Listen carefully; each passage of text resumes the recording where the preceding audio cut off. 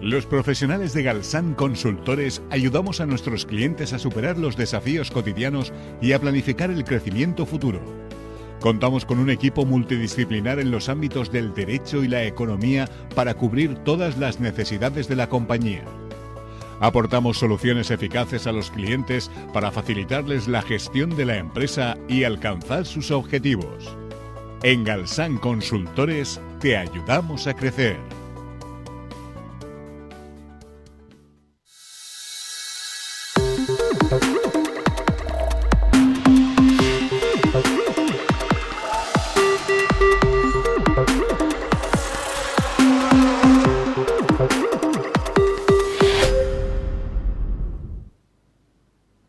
Hola, muy buenas noches. Bienvenidos a este programa, a Punto de Encuentro con la Economía.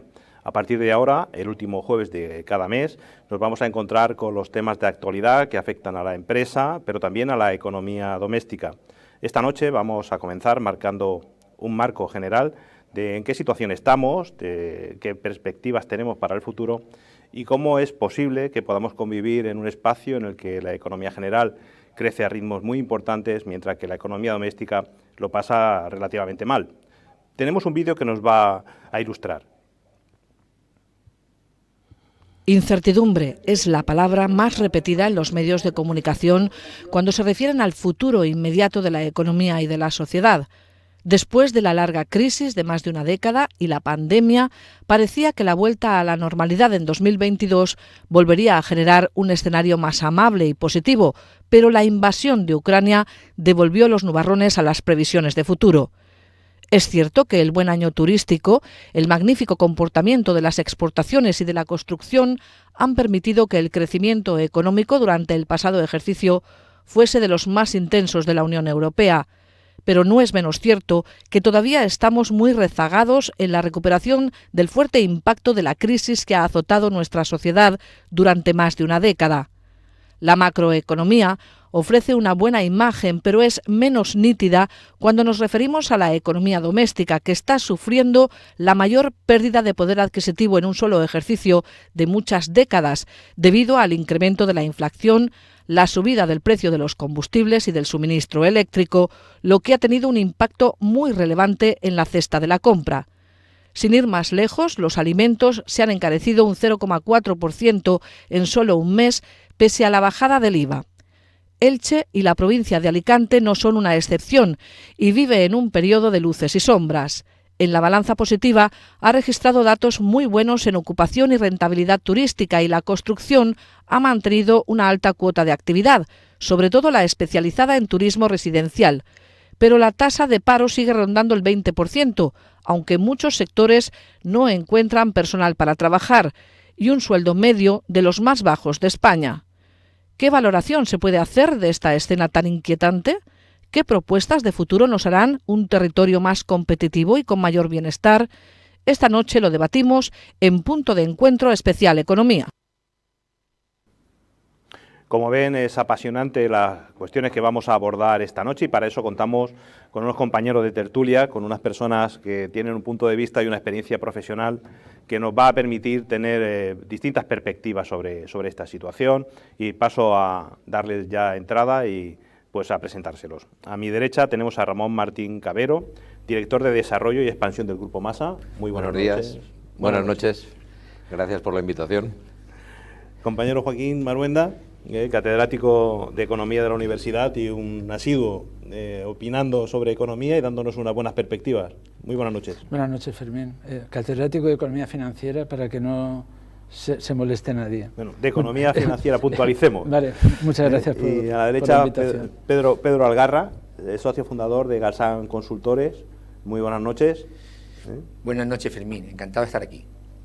Y por último, pero no por ello menos importante, compañero de la prensa y pues un periodista especializado en materia económica, ¿no? David Martínez, redactor jefe de Alicante Plaza. Muy buenas noches. Buenas noches. Bien hallados todos. Pues voy a lanzar una primera cuestión a quienes me acompañan. Si te parece bien, empezamos por ti y ya a partir de esta primera ronda abrimos para que cada uno participe cuando considera. ¿Qué balance se puede hacer de 2022 y en este inicio de 2023 qué perspectivas encontráis para la economía, pero también en su impacto en la sociedad? Bueno, el 2022, y más con la situación geopolítica que hemos tenido en el norte de Europa, cuando ahora ha hecho recientemente un año del inicio de la guerra en Ucrania, pues hemos ido un poco pasando esos primeros meses hasta que nos hemos empezado a dar cuenta de verdad del problema. También nos decían que venía un apocalipsis que gracias a Dios no hemos conseguido que no llegue, y el 2022 ha sido un cierre bastante positivo.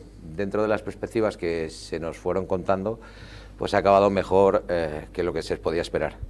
2023 estamos en febrero y creo que ahora es cuando de verdad se va a empezar a notar esa cesta de la compra, esos problemas que a lo largo de final de año no nos han llegado. Creo que este año puede ser un poquito más difícil. Incertidumbre en el fondo de la cuestión, Joaquín, ¿esa palabra es clave? Sí, claro.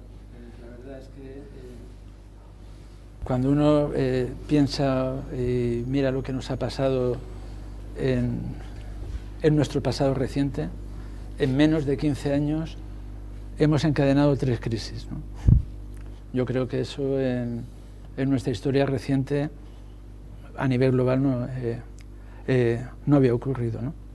Entonces, como comentaba Ramón, todo lo que ocurrió hace un año con la invasión de Ucrania, pues ha roto todos los planes. Pero, ciertamente, si en marzo del año 2022 nos hubieran dicho que íbamos a acabar el año de la manera que lo acabamos, nos habríamos sorprendido, o sea, nadie hubiera pensado que los números globalmente fueran tan buenos, ¿eh? Y ciertamente lo han sido. Yo creo que en el 2023, en mi opinión, y los estudios es lo que indican, España, obviamente el nivel de crecimiento que ha tenido en el pasado año no se va a mantener, vamos a estar en torno al 1,5%, mientras que en el resto de Europa habrán procesos de recesión. La inflación se va a ir moderando, entre otras cosas porque el precio del gas y el precio de los combustibles se están ajustando, y el tipo de interés ese va a estar con nosotros durante una temporada a niveles altos. Ha venido para quedarse. Sí, sí. Pedro, ¿cómo ves, qué balance haces del año pasado, tú que estás en contacto permanente con las empresas, y qué perspectiva te transmiten los empresarios? Yo lo que te podría decir como titular del 22 es que estamos vivos, porque cuando empezó ese mismo año las perspectivas eran espectaculares. Salíamos de la pandemia que era una previsión para este año de unos crecimientos importantísimos, casi de 2 dígitos se hablaba en España, los políticos iba a ser un año muy importante, pero claro, hace ya 12 meses, al mes y medio de empezar el año 22, empieza con la invasión de Ucrania por los rusos, y a partir de ese momento pues las perspectivas empiezan a cambiar, ¿no? Empiezan a subir los precios, los combustibles, todos los suministros, pues hay otra especie de debacle a nivel internacional después de la pandemia de los años anteriores. ¿Qué ocurre? Por eso te decía que estamos vivos, porque en principio pensábamos que íbamos a acabar el año fatal, y al final pues se pudo contener la inflación a final de año con unas medidas respecto a la energía que contuvieron un poco la inflación y que de alguna forma evitamos la estanflación que decimos los economistas, que es cuando no hay crecimiento y sube la inflación. Eso se pudo acabar bien. Y para este año 2023, de alguna forma, lo que va a arrastrar al principio del año va a ser esa inflación del año pasado, casi de 2 dígitos, que de alguna forma va a repercutir en los salarios que estamos aplicando los empresarios en este año, que por supuesto, y tengo que decir que son mucho más moderados que los que está aplicando la administración pública. O sea, entonces, con esa contención de esa subida de los salarios, la economía la inflación subyacente, que de alguna forma son los elementos, los productos frescos los suministros de combustibles, eso va a hacer que hasta finales o pasado el verano no notemos una contención de la inflación que yo pienso que va a seguir todavía siendo importante. En cuanto al crecimiento económico, yo lo que estimo es que de alguna forma lo veremos los resultados ya en los últimos meses de este año 2023 y se espera un mejor 2024. Esa es la idea. Pero claro, como perspectivas negativas o incertidumbres que comentabas, te puedo decir dos. Una es la tensión geopolítica que hay entre China y Estados Unidos, que puede afectar, no sabemos cómo, porque estas son cosas imprevistas, y también las elecciones generales en España, que de alguna forma van a hacer que haya dávidas, subvenciones para todos, que van a hacer que la inflación no se pueda controlar. Y eso va a ser todo el año de elecciones. David, como fedatario de la actualidad económica, ¿cómo has visto el 2022 y qué apuntarías para este ejercicio? Bueno, yo coincido un poco en general con lo que se ha comentado. Es verdad que, como tú decías en la introducción, las grandes cifras quizá no se compadecen con las economías domésticas, precisamente porque las empresas, pues las revisiones salariales no están yendo, quitando ese capitalista despiadado, las revisiones salariales no están yendo al nivel de la inflación, cosa que la mayoría de los teóricos consideran que es lo adecuado, porque si no entraríamos en una espiral inflacionista todavía peor, ¿no? Con lo cual, es verdad que todas las grandes cifras están siendo positivas. En la mayoría de sectores se ha cerrado la brecha con el 19, es decir, sabéis que obviamente en el 20 se hundió todo y la mayoría de sectores han vuelto a donde estaban o incluso por encima, con lo cual, bien, o sea, esas cifras son positivas, o todas las que estamos contando en Alicante Plaza así lo indican. Luego falta que yo creo que este año lo que se está notando, que no se notó tanto en el 22, es la inflación en el supermercado. Es decir, durante 2022 muchos distribuidores comieron ellos contra sus márgenes ese aumento del precio en las materias primas, hasta cierto momento en el que han soltado los caballos y ahora, pues, en fin, se ha disparado todo hasta incluso un 100%, ¿no? Con lo cual, esas grandes cifras que son positivas tienen como contrapartida las economías domésticas que no lo están siendo tanto. No obstante, creo que también hay datos de que el consumo no está cayendo, con lo cual yo soy moderadamente optimista. Y tengo que decir, para terminar, que yo estudié en la misma universidad en la que este señor es catedrático, y mi profesor de economía decía que los economistas se dedicaban a explicar a posteriori por qué sus teorías habían fallado, con lo cual todas estas previsiones de que venía el apocalipsis no ha venido, entonces ahora tendremos que explicar por qué no. De todas maneras, el concepto general es que somos más pobres. La sociedad en este momento tiene un peso, de que ve una perspectiva. Sin duda. El año pasado tienes menos dinero que el año pasado, eres más pobre. Claro que sí. Es que la inflación es el impuesto de los pobres, eso es más directo, que les afecta. Es decir, la gente que vive de un sueldo que no le ha subido el año pasado, ese 10% le afecta este año. Y luego tenemos, y ahí va a ser crítico un poco también con la actitud del gobierno en cuanto a impuestos, que lógicamente no deflacta las tarifas de renta, sino que tú te suben el salario el 8%, te dan unas subvenciones a la ciudadanía o a las empresas y luego tributas por ellas, con lo cual entonces te suben los impuestos y los precios de los productos, claro, por la inflación. Sí, no, obviamente las rentas disponibles han caído, esto está claro. Y hemos tenido, entre comillas, la suerte, ¿no?, de que había un fondo embalsado importante, que era todos los ahorros que las personas habían acumulado durante el periodo de la pandemia. Es decir, mucha gente ha tirado de lo que tenía en el banco. Del fondo de armario, es decir, que hay cerca de 130.000 millones de euros, 130.000 millones de euros son muchos millones de euros, que están disponibles para muchas cosas. Obviamente, esos 130.000 millones no están distribuidos homogéneamente.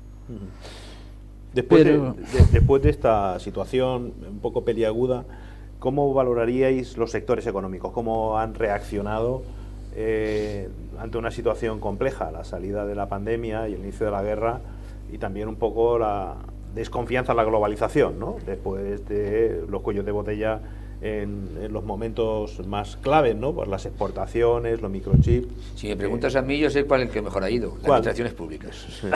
Ese ha funcionado de narices y es el más resiliente, claro. Sí. Y al que más crea más empleo, ha tirado de la economía. Ha tirado de la economía. Luego, ya fuera bromas, pues tendríamos, por ejemplo, yo creo que el sector hotelero está funcionando muy bien, se ha recuperado bastante bien. El sector del transporte también, el comercio mayorista, y yo te lo transmito siempre, yo lo hablo siempre casi en términos de empleo, que es lo que yo creo que es la riqueza que de verdadmente le llega a la ciudadanía. Son los que más empleo han generado. El comercio mayorista, como te decía, y creo que hay también otro sector que no se está hablando mucho de él, que es el del servicio doméstico, porque claro, las personas al vivir más tiempo necesitan todo. Ya te hablo un poquito por la edad que estamos teniendo, nuestros padres estamos viendo que de alguna forma necesitan esas personas porque viven 90 años, entonces yo creo que es un sector también emergente, y como tal, pues el almacenamiento, la informática, y eso es un poquito los que yo considero que pueden ser más interesantes para este año 2023, que tiren de la economía. David, tú que le sigues más de cerca, ¿cómo has visto, y además que sé que estás investigando permanentemente en los registros de la propiedad, las cuentas, cómo han ido las empresas? Mis lecturas de cabecera, Sí. No, yo creo que un sector que no ha nombrado Pedro y que tenemos aquí un representante claro es el de la construcción residencial, el de la promoción inmobiliaria, que como decía, cierra la brecha con el 19, incluso mejora. Sabéis que las últimas cifras sobre el comportamiento del mercado inmobiliario, es verdad que con gran protagonismo de la segunda mano y no tanto de la primera vivienda como pasaba antes de la crisis del 2008, pero se ha recuperado de una forma sorprendente, y el hipotecario está respondiendo, a pesar de que ahora veremos con esta subida de tipos que cada mes nos suben medio punto, ¿no? Pero el sector construcción en sus dos vertientes, residencial y obra civil, está funcionando bien, la promoción, el turismo, y luego los sectores obviamente de valor añadido, que esos no tienen crisis, como decía Pedro, el sector tecnológico, informático. Pero pues, has comentado una cosa, David, que puede interrumpir, ¿no? Sí, por supuesto. El tema, por ejemplo, de la construcción, que no lo he mencionado, es que yo considero, porque tú en tu artículo que escribías el otro día, yo vi que habías puesto que era el sector de la segunda vivienda, se habían vendido muchas viviendas de segunda mano y demás, con lo cual yo creo que es una construcción especializada, que ahí no, por eso no digo construcción en general, claro, de estructuras y demás, hablo de los fontaneros, de los sectores estos que son, yo los considero, o electricistas y demás, que es una auxiliares de la construcción, especializada, más que auxiliares, especializada, diría yo, le nombré yo así mejor. Sí, de todas maneras, como tenemos a Ramón, nos va a corroborar si esos 6.000 millones que parece que ha movido el turismo residencial, primero, cómo está impactando en el tipo de cliente que tenemos, y segundo, en el modelo de vivienda, y qué perspectivas, porque bueno, los datos de ventas, de hipotecas y de ventas a extranjeros del año pasado son excelentes. Bueno, qué duda cabe, lo que están diciendo, estoy completamente de acuerdo, y como lo ha expuesto ahora David, esa misma situación, que era muy mala debido a la guerra en Ucrania, ha hecho que un público del norte de Europa, Ucrania, Bulgaria, Polonia, que no es un turismo que teníamos, sí lo teníamos, pero no en estos volúmenes, haya querido buscar el refugio del euro principalmente. Y sí es verdad que gracias a las infraestructuras que tenemos en nuestra zona y el aeropuerto que tenemos, pues es un destino que para ellos es muy atractivo. Por un lado, se quitan que se devalúe su moneda, el zloty en el caso de los polacos, y tienen el refugio del euro, y por otro lado, pues tienen una inversión en España que siempre les ha gustado. Eso ha hecho que las ventas a extranjeros crezcan muchísimo. De la misma manera, el turismo residencial, la primera residencia, les está resultando mucho más difícil adquirir a todas las parejas jóvenes una vivienda. Que duda cabe, lo que hemos dicho, la cesta es muy cara, los sueldos se mantienen, y el sistema hipotecario está dando unas subidas de los tipos de interés muy fuertes que son difícilmente asumibles hoy en día. A ello, pues nuestro sector lo que intenta, y como somos, en nuestro caso que llevamos 50 años haciendo casas, pues tenemos un poco de experiencia en bonanzas y crisis. Y lo que se intenta, porque hoy la dificultad es todo lo que haces en obra nueva, lleva un periodo de construcción. Y nadie tiene una bola de cristal donde diga pues a cómo se van a poner los áridos, a cómo se va a poner el aluminio, qué capacidad va a tener el sector muy importante en nuestra zona, como es el de la cerámica, y que está pasando una de sus mayores crisis, sin poder fabricar, sin poder servir, sin poder exportar. Y eso hace que sea difícil, pero siempre que hay mucha oferta, pues intentaremos construir y dar servicio a todas esas personas que demanden una vivienda aquí. David, leo en tu periódico habitualmente la tendencia de la que no me entere yo de lo contrario. Sí, que hay una tendencia, sobre todo incluso de nuevos mercados, Estados Unidos, el trabajo que se está haciendo en traer ese tipo de inversores, ¿cómo crees que va a repercutir en el sector y también en la economía? Porque la capacidad económica de esos empresarios que buscan segunda residencia en España y que ya buscan una tercera en la costa de España, ¿no? Antes solo venían a las capitales a hacer negocio, pero que ahora también se están derivando. ¿Cómo veis esa perspectiva de esos nuevos mercados? Sí, ahí hay, bueno, insisto en lo que ha comentado Ramón, de la guerra de Ucrania ha sido positiva, entre comillas, en que ha traído compradores que antes no venían tanto, ¿no? de segunda residencia.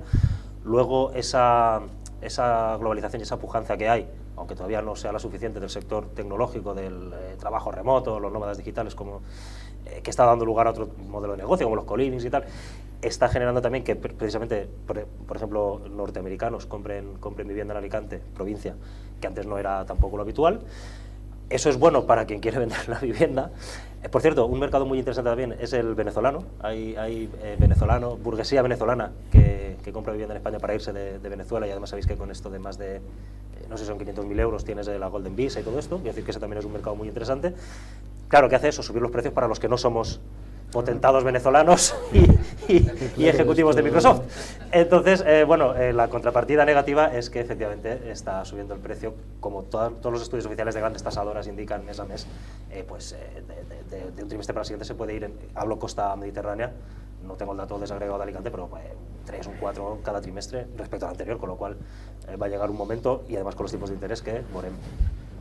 ¿Y qué impacto va a tener en todo esto la falta de suelo? Porque al fin y al cabo, si se encarece porque la demanda crece, y no nos olvidemos, la inflación también ha hecho que los precios de las materias primas de la construcción y de la mano de obra, de la que tampoco hay demasiada, haya subido los precios.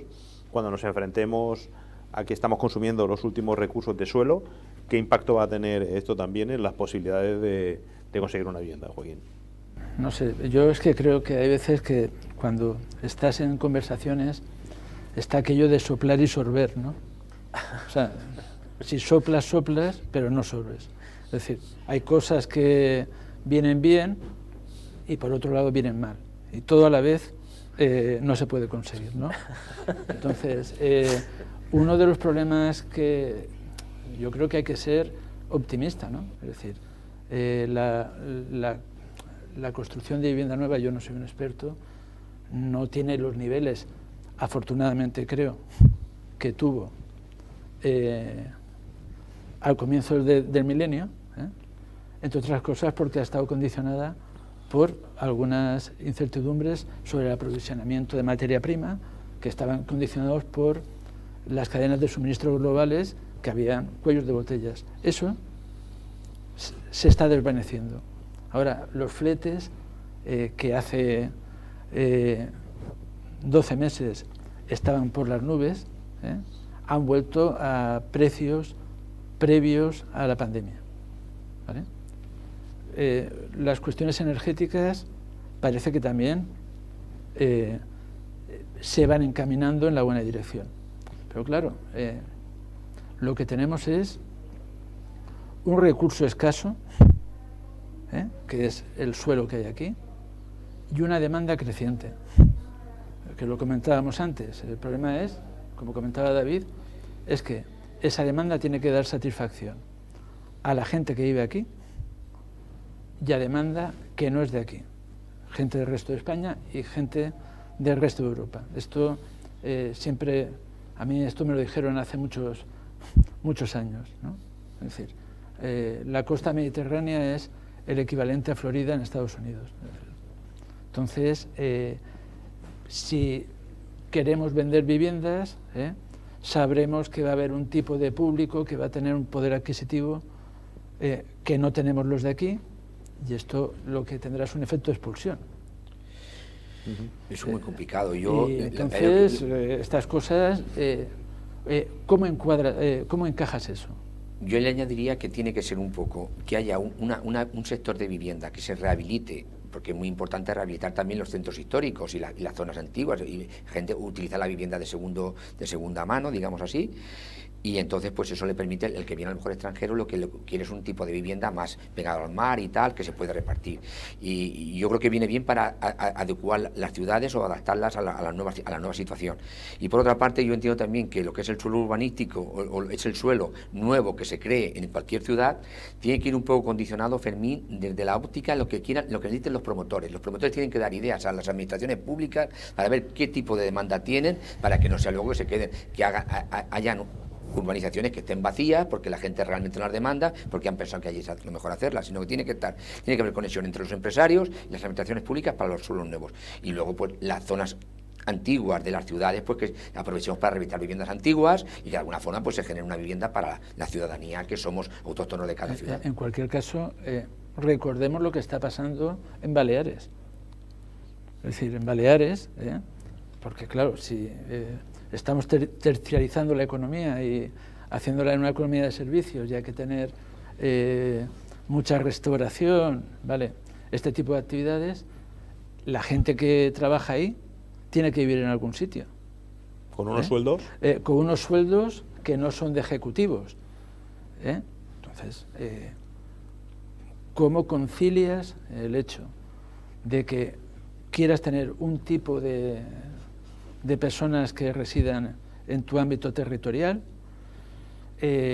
con unas necesidades que tienen que satisfacer unas personas que luego resulta que no pueden vivir en el sitio donde trabajan?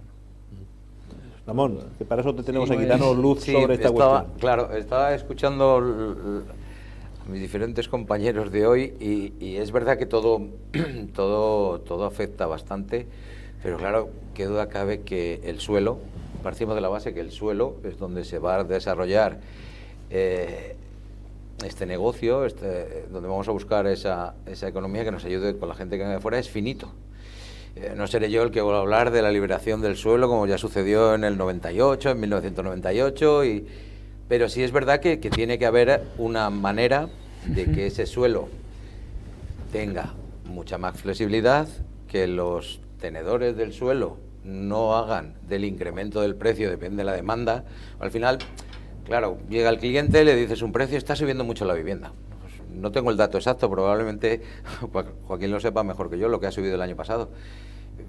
Seguramente no solo sea por la oferta que ha habido, porque se haya vendido mucho, sino por todos esos costes que hemos dicho, por todo lo que conlleva el valor del suelo, se ha encarecido muchísimo y luego está muy limitado y muy vetado. Eso va a hacer que sigamos esa proyección alcista. En cuanto a que, eso sí que no soy ningún experto en economía, pero a mayor oferta, la demanda va a subir. ¿Cómo podemos hacer para topar un poco eso? A día de hoy lo que sí puedo deciros es que lo que se hace es, en la cuenta de resultados, descontar para no incrementar los precios de la vivienda y de esa cuenta de resultados es lo que está absorbiendo las diferentes empresas todas las subidas que estamos sufriendo. Empezando por el gasoil, el seguro del coche, el hormigón, el aluminio, y aún así sigue siendo alcista. El suelo, creo que es el debate fundamental para que esto no se nos fuera de mano. Y sabiendo que siempre va a ser finito, que va a llegar un momento que no va a haber. Hay un problema de base en todo esto, más allá de que luego tengamos que si la energía, el transporte, etcétera. Pero antes de todo eso, el problema de base es que los planes generales de ordenación urbana de la mayoría de municipios y ciudades de la provincia son de los años 80 y pocas ciudades han conseguido modernizarlo, con lo cual estamos jugando con el planeamiento que se hizo hace 40 años, ¿no? Y cuando se ha intentado aprobar un nuevo plan general, normalmente ha acabado con los tribunales o anulado o con gente en la cárcel, ¿no? Con lo cual, digamos que esa bolsa de suelo que se diseñó en los 80, que ahora a lo mejor no la diseñaríamos igual, y por eso precisamente sería bueno que pudiéramos sacar adelante un nuevo planeamiento, es que es tan complicado sacarlo adelante que al final se van haciendo planes parciales o estas historias y tal, pero en fin, son parches, y al final, digamos, se te acaba la materia prima con la que trabajar. Y a eso luego le sumamos ya todo lo que ha venido este año, ¿no? de inflación, de costes, de falta de mano de obra cualificada desde el estallido de la burbuja, etcétera, etcétera. Pero que es que se nos acaba la materia prima con la que trabajar. Y es que ese suelo... Y eso hace que se caliente muchísimo el poco que queda.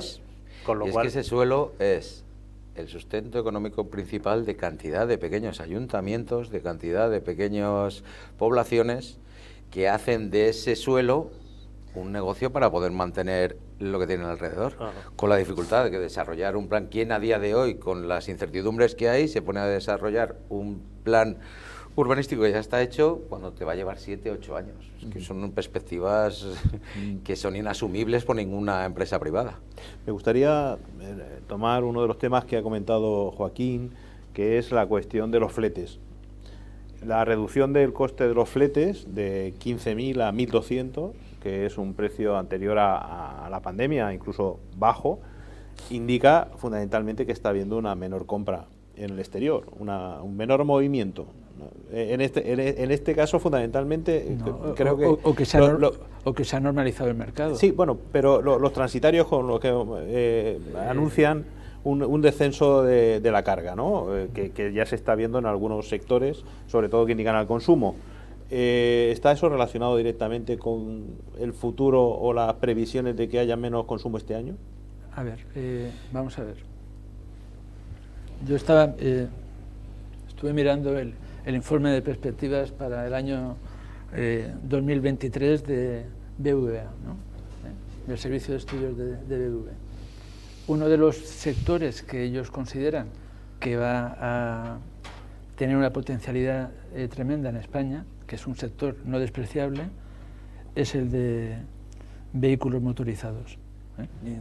Y entre otras cosas es por el efecto del desatascamiento de los componentes de vehículos que simplemente no llegaban a Europa y venían de Asia mayoritariamente. Entonces, puede ser que se produzca una reducción en el consumo. Yo creo que seguramente. Y ahí un comentario que ha hecho antes Pedro en relación al gasto público. O sea, obviamente con el gasto público hay que llevar mucho cuidado, porque uno de los problemas que tenemos es el nivel de endeudamiento que tiene este país, pero parte del éxito económico, parte del éxito de que los números hayan salido bien en la foto del pasado año, están relacionados con el nivel de gasto público. El consumo privado también estuvo bien en 2022.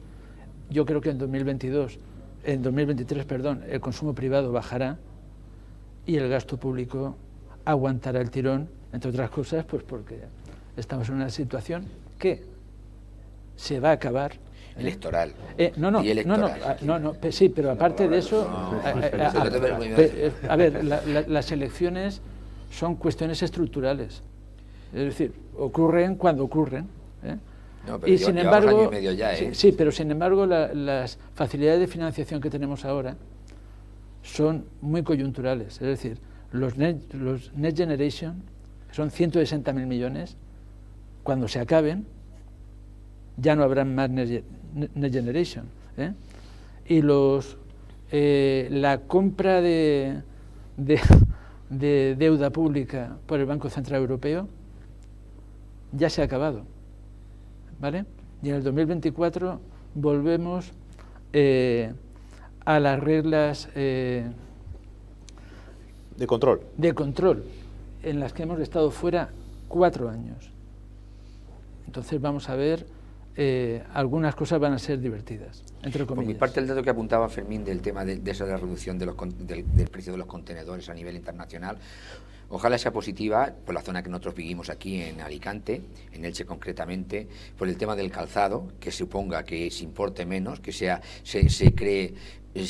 mire más hacia adentro aquí a crear una industria más potente.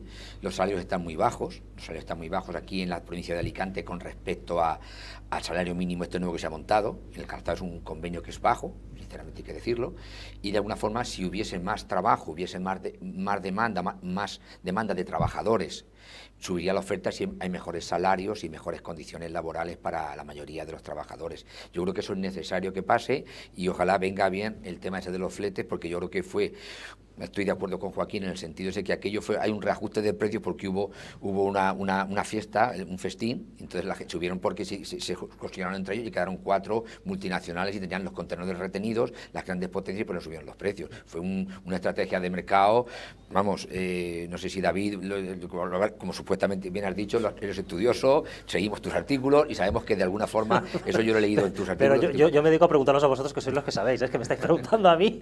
No, y esto va al revés. Forma, los análisis que tú vienes haciendo en la prensa a nivel económico, todos estos temas pues los puedes leer. Nosotros entrevistamos hace poco al presidente de MSC, sabéis que es una de las más grandes, además es valenciano. Y comentaba esto, ¿no? Que digamos hace un par de meses, cuando se celebró un congreso de directivos aquí, estuvo el hombre. Y en aquel momento todavía estaba un poco disparado el tema, obviamente nada que ver con cuando se rompió el canal este de Egipto, no sé dónde se quedó atrancado allí ¿sabes? Que parecía que era por esto y luego no, luego siguió subiendo y subiendo y subiendo. Yo creo que hay una tendencia, lo apuntaba Pedro, a la relocalización de estas industrias manufactureras que de repente hace 20 años dijeron vamos a hacerlo todo en China porque es más barato, luego de repente han dicho no, vamos a hacerlo todo en España porque es mejor. A lo mejor no es más barato, pero es mejor. Y llega seguro. Exacto, y en estas condiciones, además, digamos, tiene la parte del valor añadido de la calidad y el cariño que se le pueda dar aquí, que no se le da allí, porque allí están más pendientes de copiarte que de hacerlo bien lo que tú les has encargado que hagan. Luego tienen el valor intangible de, digamos, el Made in Spain, por supuesto, y luego una cosa que está ahora, como sabéis, muy, muy en boga, que es la reducción de emisiones, que es decir, es mucho menos perjudicial para el medio ambiente fabricarlo aquí que fabricarlo allí y traerlo aquí. Hay determinadas cosas que no se pueden hacer, pero es verdad que esa tendencia a la relocalización que había por una necesidad muchas veces de supervivencia de algunas empresas, ahora se ha visto acrecentada con esta nueva tendencia. Y la verdad es que, excepto aquellos que no pueden hacerlo aquí, yo creo que la mayoría de empresas está optando por acercar la producción a sus centros en la provincia, ¿no? Y no importar tanto. Y son las empresas que han triunfado. Los grandes almacenes, tipo Inditex, su éxito viene por el tema de lo pronto que fabrican los productos de moda, que son los que luego se venden y mejores precios tienen. Pues además de esto, si entramos un poco en el mercado laboral, toda esta localización, esta posición, nos está dando algunas señales de enfriamiento del mercado laboral, que con la reforma parecía que iba, en fin, a tener un crecimiento exponencial. Los últimos datos dicen que en España hemos crecido un poco el desempleo, y que no solo afecta a los sectores tradicionales, vinculados al consumo, a la hostelería, al comercio, el hospedaje, sino que también está habiendo una afectación en sectores más tecnológicos, sobre todo relacionado con los servicios de inteligencia artificial, etcétera, etcétera, en la aplicación a las empresas. ¿Este primer brote no verde es un cambio de ciclo o simplemente es la espera por la inestabilidad? Joaquín. No, vamos a ver, el próximo año el nivel de desempleo yo creo que se va a mantener. Y en el 2024... No, se va a mantener en el nivel... ¿Cómo está? Escucha, se va a mantener en el nivel que... ¡Qué suerte! Bueno, vamos a ver, esto es lo que hay. Tú ten en cuenta que si... vamos a ver, el principal cliente de España no, es la Unión Europea. ¿Vale? Es decir, nosotros vendemos de verdad el 70% de nuestras exportaciones, que ya no son exportaciones porque no hay... Mercado interior. Escucha, no hay aduanas, es el mercado interior, es la Unión Europea. Pues si la Unión Europea va a estar mayoritariamente en recesión, pues obviamente esto afectará al empleo. Hombre, yo hablando un poco de la provincia de Alicante, perdona, la provincia de Alicante es que estamos en un momento en el cual agua nos van a cortar el grifo, con lo cual eso va a repercutir en puestos de salario, que es un potencial para la provincia importante. Concretamente en Elche también nos afecta más, que estamos en la última vía de la acequia del Trabase, llega a ser en Elche, ahí se acaba. En Alicante ya no hay problemas.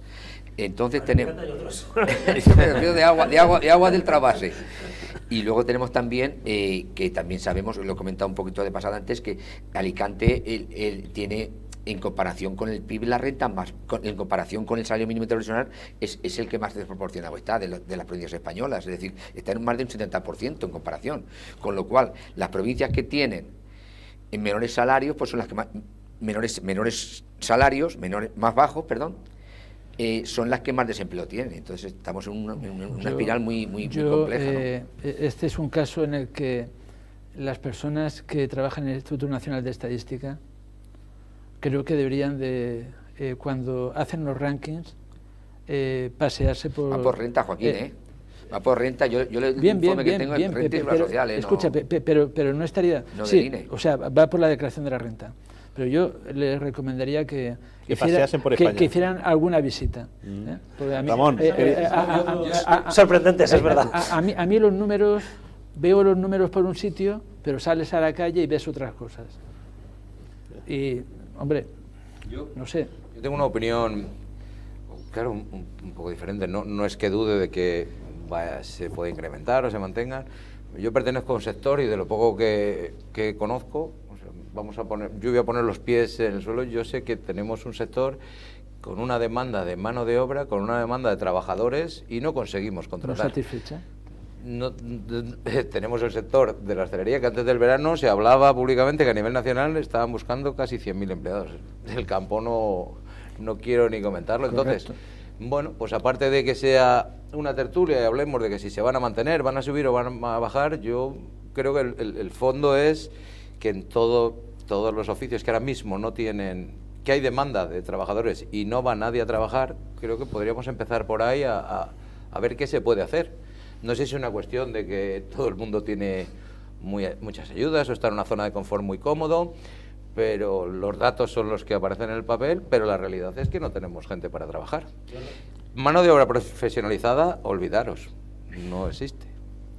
¿Preocuparnos de formarnos a esa gente? Pues tampoco creo que se esté preocupando ningún gobierno ni nadie. Entonces, sí, yo apoyo los datos que me decís, pero la realidad de la calle es que parece ser que hay un cierto sector de gente que no quiere trabajar porque hay muchísimos puestos de trabajo en nuestra zona por cubrir, que no se cubren. Aquí hay lo decía José María Oquín, que como sabéis vino a nuestro cuando presentamos el anuario de Alicante Plaza en diciembre, pero no es el único que lo dice. Quiero decir, hay un cambio filosófico vital en las nuevas generaciones, los de 30 para abajo, y es que a lo mejor yo en esa situación hubiera aceptado tu trabajo porque tenía que trabajar y esa generación, si no le convence el trabajo, no lo acepta. Y es verdad que hay mucho paro juvenil y al mismo tiempo hay muchos sectores que buscan emplear y no lo encuentran. ¿Quiere esto decir que yo considere que sea bueno aceptar un trabajo por desesperación? No, que decirte, si estoy aceptando un trabajo por desesperación es que el trabajo que me ofreces es una mierda, con perdón. O sea, no debería ser ese el mecanismo. Pero es verdad que hay una... no están acompasados la demanda de las empresas y la oferta, porque los chavales y chavalas un poco más jóvenes que yo, pues yo soy muy joven todavía, aunque no lo parezca, digamos, su escala de valores a nivel... que dijo, es que hay gente que la han contratado y no se presenta a trabajar. Sí. ¿Vale? Que se están produciendo este tipo de cosas. Yo no sé si es, como tú dices, porque tienen muchas ayudas, porque los mantienen sus padres. No lo sé. O porque viven debajo de un puente, no lo sé. Pero es cierto que, digamos, hay un cambio filosófico más que socioeconómico, que creo que explica en parte esto. Y luego, en fin, a ver si dejamos de hablar tanto del tema y de verdad hacemos una formación profesional digna y sobre todo útil, y que sirva para generar esa mano de obra especializada que no existe.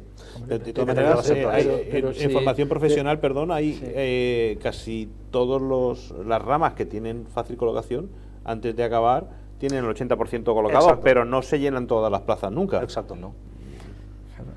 Y con independencia del debate de la formación profesional que... Bueno, esto es una coletilla que yo he metido. No. Cuando yo empecé en el instituto, el siglo pasado, esto ya estaba. Sí, ya se escuchaba. Sí, por eso lo digo, que a ver si dejamos de hablar tanto del asunto y de verdad hacemos algo. Pero que si a esto le unes un cambio filosófico, la cuestión no es tanto si formas o no formas, la cuestión es una cuestión de expectativas.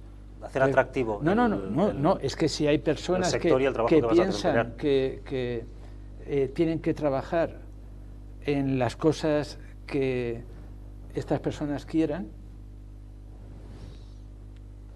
y piensan que tienen capacidad para imponer las condiciones al mercado laboral, pues oiga, es que obviamente esto es absolutamente respetable, pero raro. Pero yo juraría que al mercado no le das la vuelta tú, Difícil ejecución. O sea, puede ser respetable, pero no puede ser viable. Ahora, claro, es asumible que las personas piensen que su camino es ese. Pero yo creo que los institutos de la educación secundaria va enfocada a la universidad. Se ha enfocado así en los años últimos y bueno, casi toda la vida se ha enfocado así. Se ha perdido la etapa de la formación profesional y eso pues yo creo que no hay interés, o por lo menos no hay eficacia con respecto a la administración en cuanto a gestionarlo. Luego, como hemos hecho un país en el cual, igual que pasa con la sanidad o con otros aspectos importantes de la sociedad, se ha dejado en manos de las comunidades autónomas, con lo cual hay una dirección que diga que uno tiene unos planes de estudio que estén más generalizados. Estamos pendientes si se va a hablar de la historia del país, de la historia de mi provincia, o si voy a aprender un idioma determinado que nos afecte a la zona, y no están pendientes de enfocar a los estudiantes de secundaria para la formación profesional, porque el trabajo se necesita y debe de ser más remunerado. Yo insisto mucho en lo de la provincia, los convenios, los que trabajamos los temas laborales en los despachos, sabemos que hay convenios que son muy bajos y entonces, claro, tienen que acudir a la parte que tú insinuabas, Joaquín, de las horas extras, todas esas cosas que tú creo que quieres decir ahí, sin decir, pero viene porque los convenios son bajos. Yo creo que los convenios tienen que ser un poquito y buscar más la productividad y la eficiencia de los horarios de trabajo.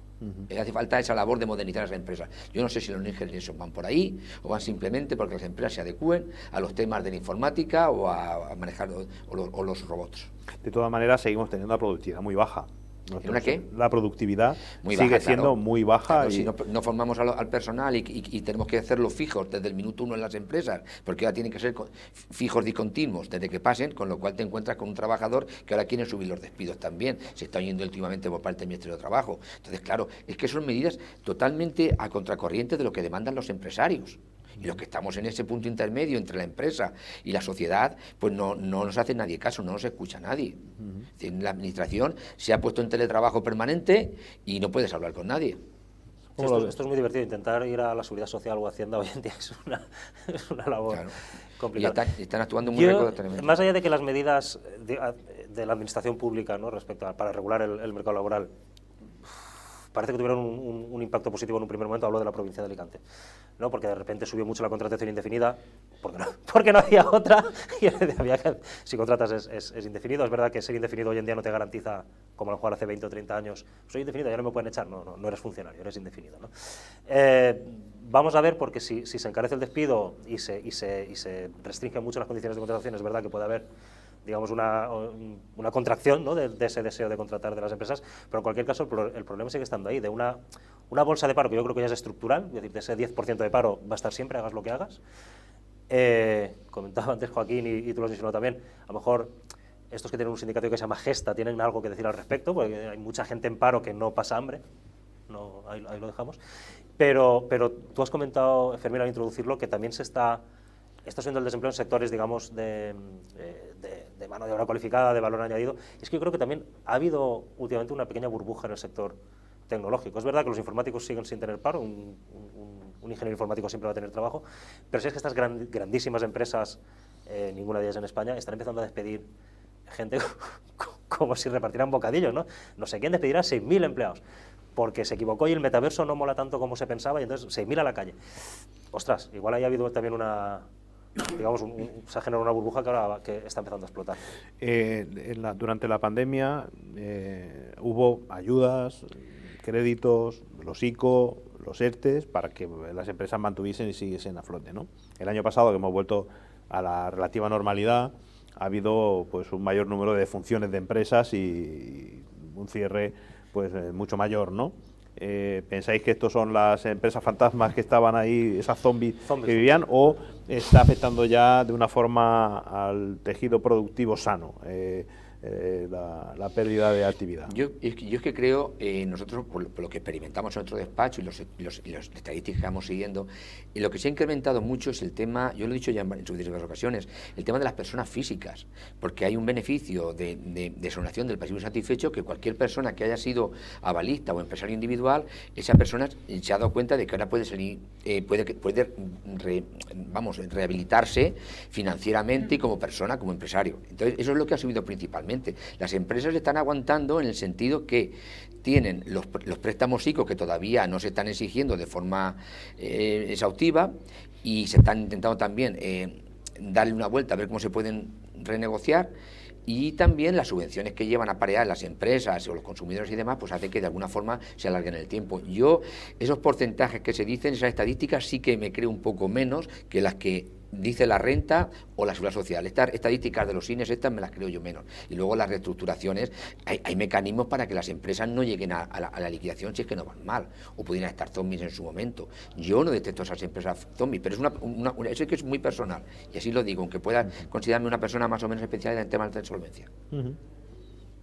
A ver, yo no estoy cerca del mundo profesional, pero cuando vi lo de los ICOs, tú sabías que con una probabilidad muy alta, y eso lo vamos a ver cuando haya que devolverlos, esos son default. Y fue una buena medida, con Joaquín, una probabilidad muy alta, Pero fue una buena medida, Joaquín, Sí, muy defendida por todos los especialistas, y yo la suscribo también, porque era alargar el problema ese que había por la pandemia a más plazo. Entonces, si no te hubieras cargado pero más que nada, esto al final, ¿qué es? ¿Cómo se llama eso? Eso se llama gasto público. Entonces, estamos en el 115% de deuda pública sobre el Producto Interior Bruto, que no está mal, ¿eh? Entonces, o sea, si es un préstamo, es un préstamo. Es que suenan mucho los préstamos ICO. Un préstamo es un préstamo. Mucho, Joaquín, perdona que te interrumpa, suenan mucho porque se habla de muchas empresas que han dado, pero las grandes empresas que se llevan las grandes tajadas de esto son las empresas estas de aviación, los Abengoas, los Pescanovas, eso se lo llevan eso sí que se lo llevan a camiones, y aquí le dan a cualquier persona 30.000 euros para que mantenga un negocio individual y parece que le ha robado al gobierno. Ese hombre a lo mejor paga mucho más impuestos que las otras. Yo no he utilizado esa palabra. Lo único que digo es que cuando decimos esto, oiga, el dinero que se presta es dinero de todos, ¿eh?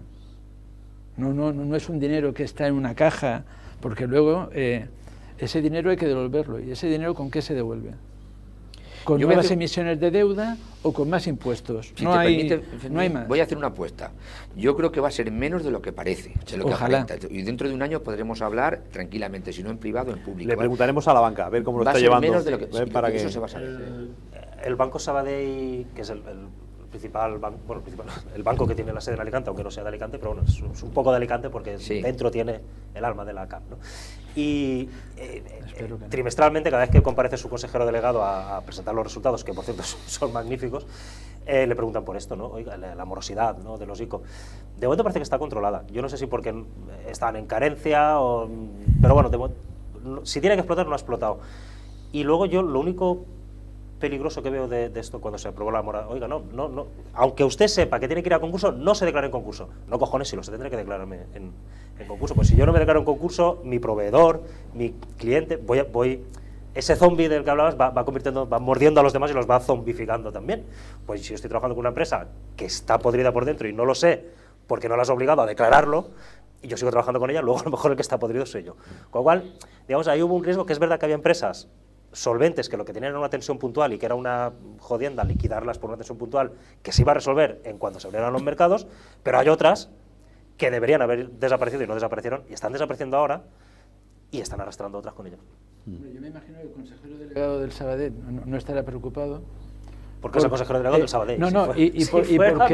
Porque esos préstamos que ha hecho están garantizados el Sabadell al 50%. Están garantizados. Creo que al 50%. Ellos pagan la mitad. Si no cobran, pagan la mitad. Entonces, digamos que... sí, como que pasa el siguiente. La broma es menos broma.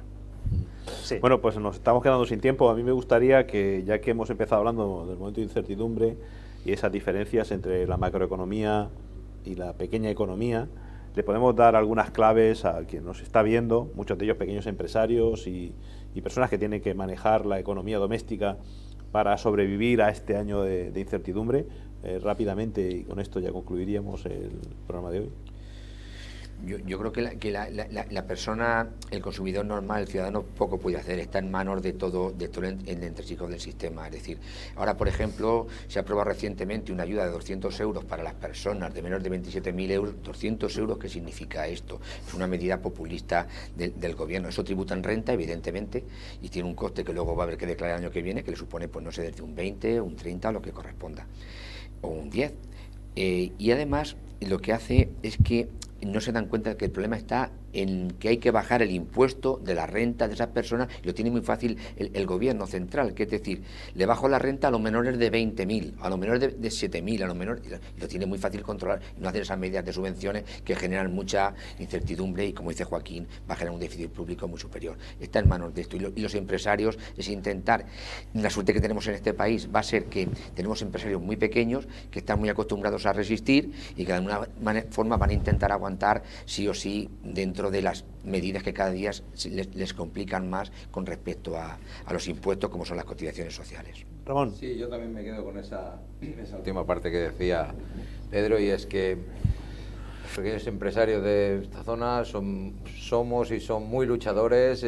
Intentaremos siempre buscar la luz entre los escombros y ir vadeando, y sí creo que puede ser un 2023 no lleno de brotes verdes ni amarillos, pero sí para poder vadearlo y defenderte y ser optimista. Joaquín. Sí, yo creo que los precios espero que se van a ir ajustando. Eso será un alivio para las personas, pero hay que ser realista.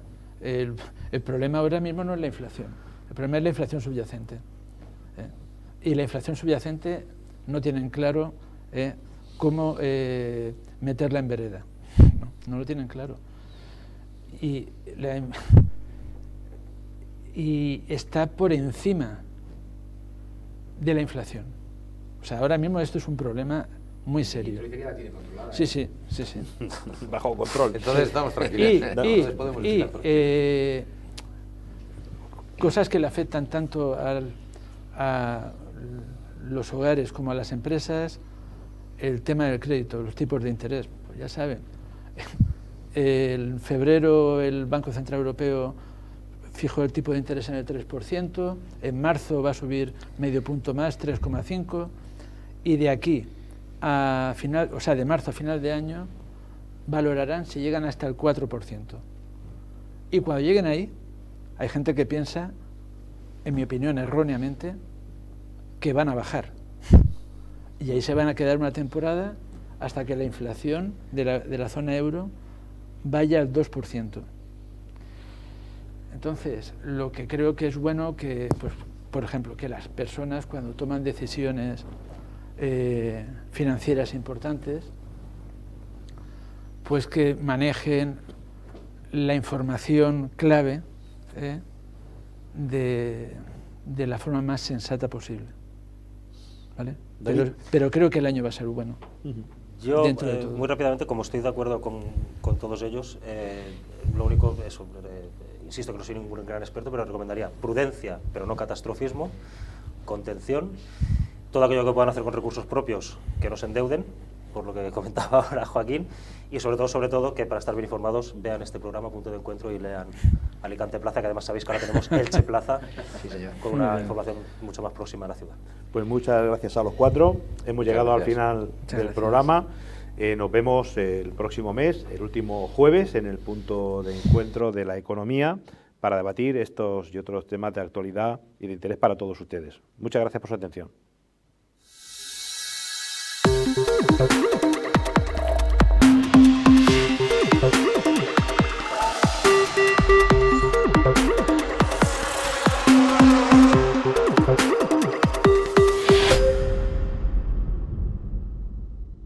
Los profesionales de Galsan Consultores ayudamos a nuestros clientes a superar los desafíos cotidianos y a planificar el crecimiento futuro.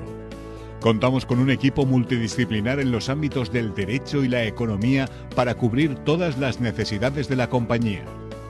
Aportamos soluciones eficaces a los clientes para facilitarles la gestión de la empresa y alcanzar sus objetivos. En Galsan Consultores te ayudamos a crecer.